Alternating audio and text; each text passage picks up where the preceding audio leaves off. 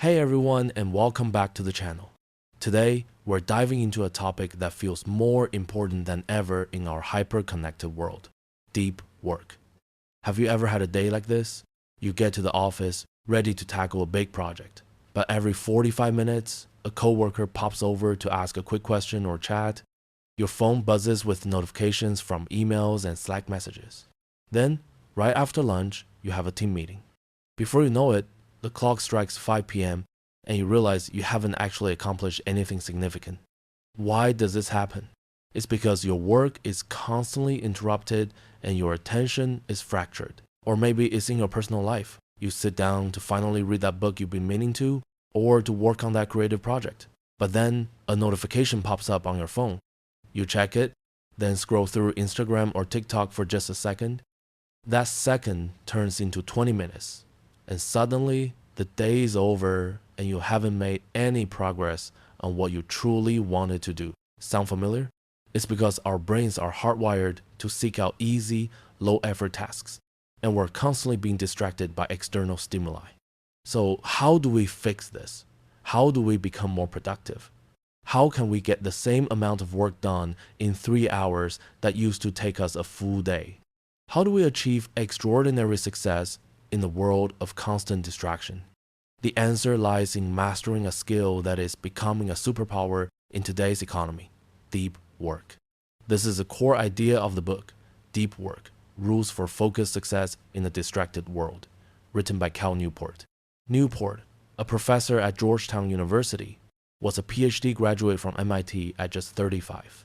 His book reveals how he, at only 39, has achieved such remarkable success through this one simple practice. What is deep work?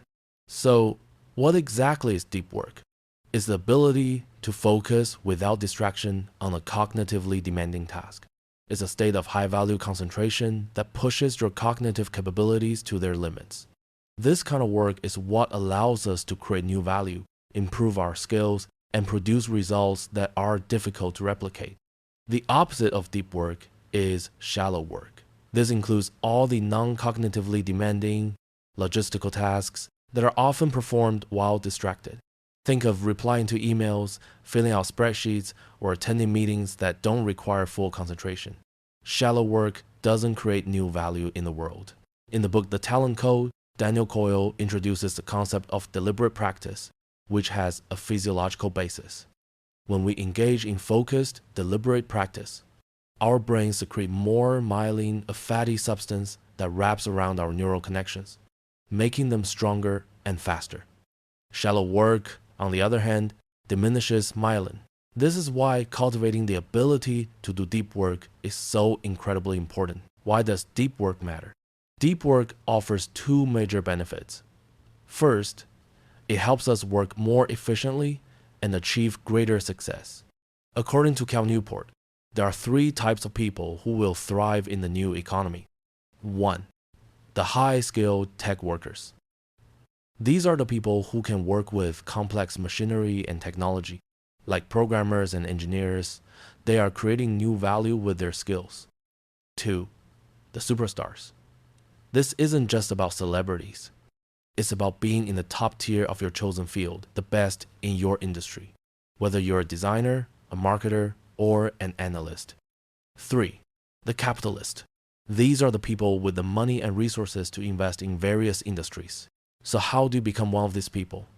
By mastering 2 core abilities that deep work provides.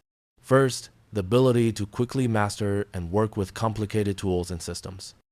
Second, the ability to produce high-quality work at a very elite level. These 2 abilities are what set successful people apart. The second reason deep work is so important is that it improves our overall satisfaction and happiness in life. The book talks about a concept called flow, a term coined by psychologist Mihaly Csikszentmihalyi. Flow is a mental state where you are completely immersed in an activity and you lose all sense of self and time. It's when you are fully present and engaged in a challenging task. Many people believe that happiness comes from having lots of money or material possessions. While lacking basic necessities can certainly make us unhappy, Csikszentmihalyi's research found that having a lot of money doesn't necessarily make us happier. What truly leads to lasting happiness is immersing ourselves in the state of flow, completely focused on the challenging task. Think about it. There are days when you leave the office feeling empty and drained. Maybe you spend all day on menial, shallow tasks. But on other days, you leave work feeling exhilarated, like you had a great and productive day. This is often because you spend that time fully focused on a difficult, challenging task. This is the power of deep work. How to practice deep work. So, how can you start developing your own deep work habit? First, you need to find a deep work philosophy that works for you. There are 4 main approaches. 1. The monastic philosophy. This is for those who can eliminate all distractions to focus on their work, like a writer or a mathematician. Think of a novelist retreating to a cabin in the woods to finish their book. 2. The bimodal philosophy. This approach divides your time into 2 parts. You dedicate some days to deep work and the rest to other tasks, like attending meetings and answering emails. 3. The rhythmic philosophy. This is about turning deep work into a regular habit. You set a specific time each day for it, like a workout routine. For example, you might decide that from 7 a.m. to 9 a.m. every day, you're focused on your most important project. 4. The journalistic philosophy. This is the most flexible approach where you can switch into deep work mode at any time, anywhere. Like a journalist who needs to write their story no matter what's happening around them, you can find focus even in the coffee shop or on a train. No matter which philosophy you choose, the key is to be proactive about scheduling your deep work sessions.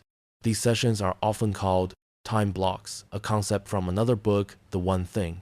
You must dedicate a specific, uninterrupted block of time where you are completely isolated from the outside world. Try this. Wake up earlier than usual and tackle your most important work, or schedule a 2-hour block in the middle of your day. Put your phone on silent, turn off all computer notifications, and just focus. Second, you need to track your progress and make it a habit. To make deep work skill, you must practice it consistently. A great way to do this is with the don't break the chain method.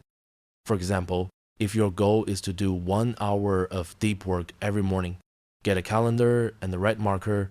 Every day you complete your deep work session, put a big red X on that day.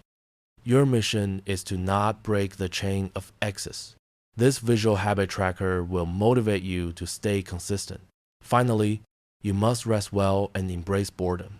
On average, most people can only do about 4 hours of truly deep, focused work in a day. Overexerting your brain will cause burnout. You must schedule breaks for your mind to rest and recharge.